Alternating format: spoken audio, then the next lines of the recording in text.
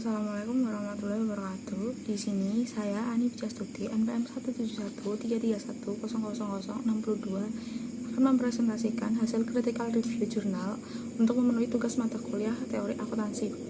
Langsung saja untuk jurnal yang pertama dengan judul Pengaruh Kejelasan Sasaran Anggaran, Pengendalian Internal, dan Sistem Pelaporan terhadap Akuntabilitas Kinerja Instansi Pemerintah di Kecamatan Wilayah Jakarta Selatan.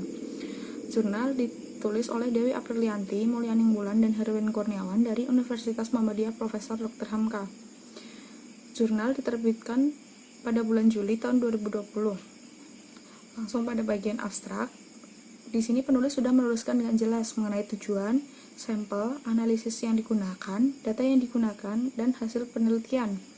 Pada bagian pendahuluan, dalam penelitian ini, peneliti menggunakan dasar Peraturan Presiden Republik Indonesia Nomor 29 Tahun 2014 tentang Sistem Akuntabilitas Kinerja Instansi Pemerintah, di mana akuntabilitas kinerja instansi pemerintah disusun berdasarkan beberapa tahapan, yaitu penyusunan perjanjian kinerja, pengukuran kinerja, pengelolaan data kinerja, pelaporan kinerja, serta review dan evaluasi kinerja.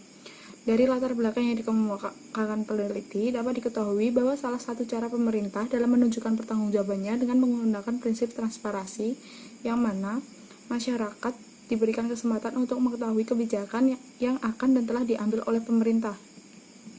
Namun, pada kenyataannya masih terdapat instansi-instansi pemerintah yang belum mengimplementasikan transparansi tersebut. Seperti dalam hasil laporan, masyarakat masih merasakan belum optimalnya kinerja pemerintah dalam memberikan pelayanan publik.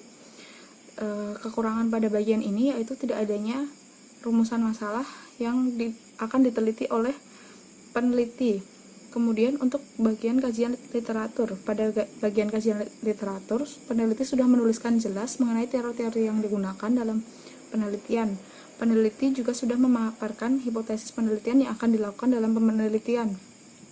Namun pada bagian ini, peneliti tidak memaparkan penelitian terdahulu sebagai pendukung dan juga peneliti tidak mencantumkan kerangka konseptual dalam penelitian.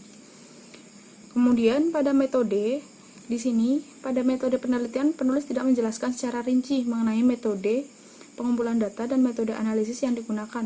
Penulis hanya menuliskan populasi yang digunakan dalam penelitian.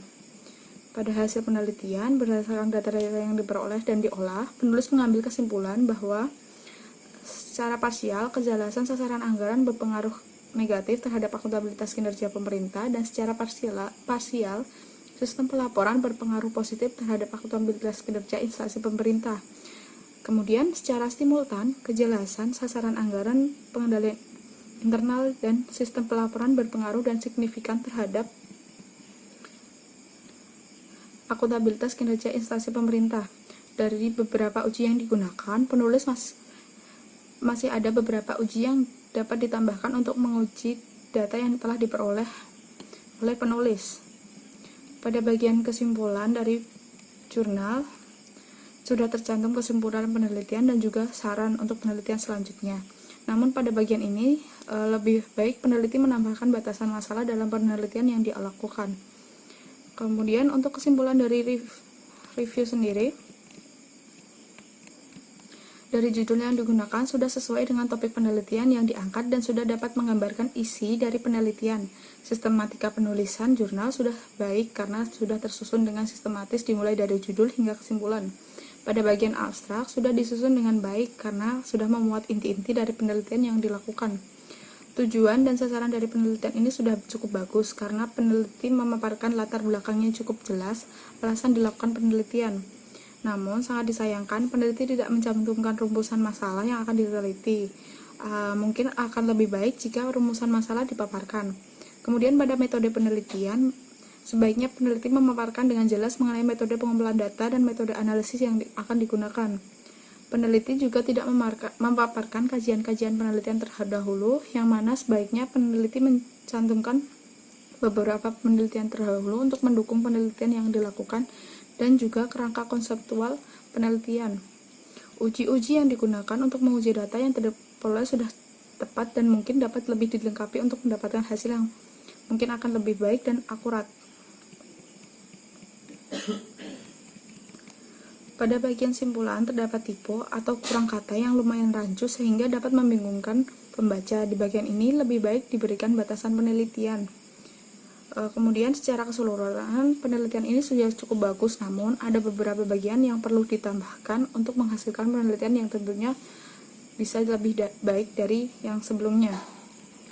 Kemudian untuk jurnal yang kedua dengan judul Pengaruh Pengendalian Akuntansi, Sistem Pelaporan, dan Kejelasan Sasaran Anggaran terhadap Akuntabilitas Kinerja Instansi Pemerintah. Penulis pada jurnal ini adalah Rio Pratama, Henry Agustin, dan Salma Taqwa dari Universitas Negeri Padang. Jurnal diterbitkan pada Februari 2019. Pada bagian abstrak sudah baik karena sudah memuat tujuan, sampel, metode, dan hasil dari penelitian yang dilakukan. Namun disayangkan, abstrak di sini hanya disajikan dalam bahasa Inggris karena jurnal ini merupakan jurnal nasional. Alangkah lebih baiknya abstrak disajikan dengan dua bahasa, yaitu bahasa Inggris dan bahasa Indonesia.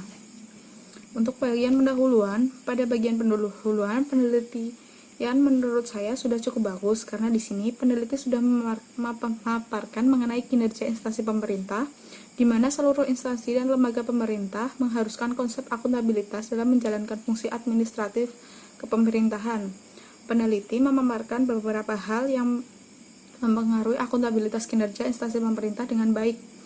Pada bagian pendahuluan, peneliti juga sudah memaparkan rumusan masalah dalam penelitian. Untuk review teori, peneliti telah memaparkan review teori dengan cukup baik karena teori yang dipaparkan sudah cukup jelas dan lengkap. Di sini selain itu, peneliti juga memaparkan beberapa penelitian terdahulu untuk mendukung penelitian yang akan dilakukan. Hal ini tentunya akan baik dilakukan karena penelitian terdahulu mempunyai peran yang cukup baik sebagai pendukung dalam melakukan penelitian. Peneliti juga sudah mencantumkan hubungan antar variabel dan juga hipotesis penelitian. Peneliti menggambarkan kerangka konseptual antar variabel dari penelitian. Pada bagian review teori, untuk penelitian ini sudah cukup baik dan cukup lengkap. Kemudian untuk metode penelitian.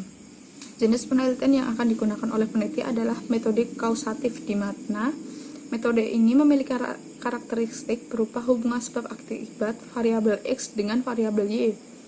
Teknik pengumpulan data yang digunakan pada penelitian ini adalah dengan metode angket dengan menyebarkan daftar pertanyaan yang akan diisi oleh responden. Di sini terlihat bahwa peneliti menjelaskan secara rinci mengenai metode penelitian yang digunakan, namun pada bagian ini tidak dipaparkan jumlah sampel yang akan diteliti. Mungkin akan lebih baik jika sampel yang akan diteliti dicantumkan pada bagian ini. Kemudian untuk bagian hasil di sini sudah cukup bagus karena memuat beberapa uji yang dilakukan. Namun mungkin uji-uji yang digunakan bisa ditambahkan untuk menambah keakuratan data dalam penelitian. Kesimpulan di sini pada bagian kesimpulan sudah disajikan dengan baik, di mana terdapat kesimpulan penelitian, keterbatasan penelitian, dan juga saran dari penelitian. Pada kesimpulan review untuk jurnal kedua di sini, dari jurnal yang digunakan sudah sesuai dengan topik penelitian yang dari judul yang digunakan sudah sesuai dengan topik penelitian yang akan diangkat dan sudah dapat menggambarkan isi dari penelitian. Sistematika penulisan pada penelitian sudah baik karena sudah memuat komponen-komponen penelitian yaitu abstrak, pendahuluan, rumusan masalah, kajian teori, penelitian terdahulu, hipotesis, metode penelitian, hasil, kesimpulan, batasan, dan saran.